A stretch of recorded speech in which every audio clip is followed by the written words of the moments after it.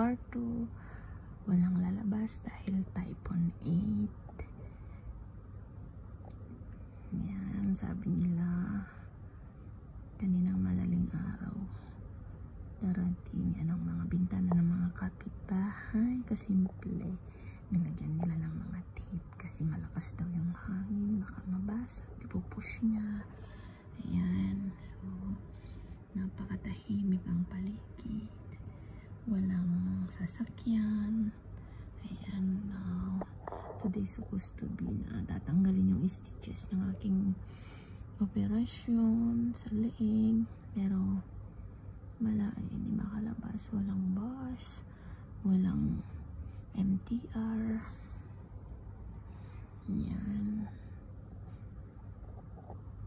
ingat po tayong lahat, sana maging okay na hanggang bukas. At yung obligasyon natin sa linggo, kailangan na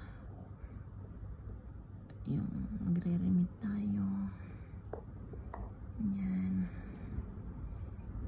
Ayan na, naririnig na yung hangin.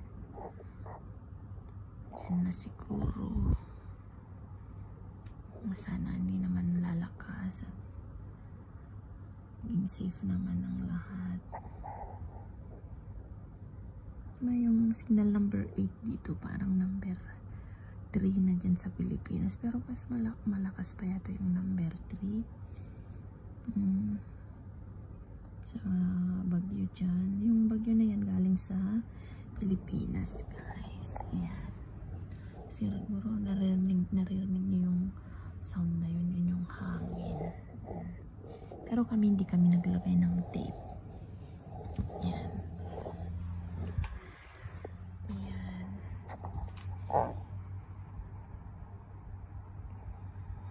Yan, tayo sa room, kahiga.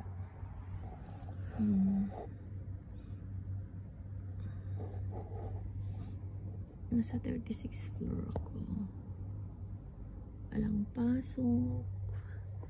Minsan ang first day of school ni Marites ko.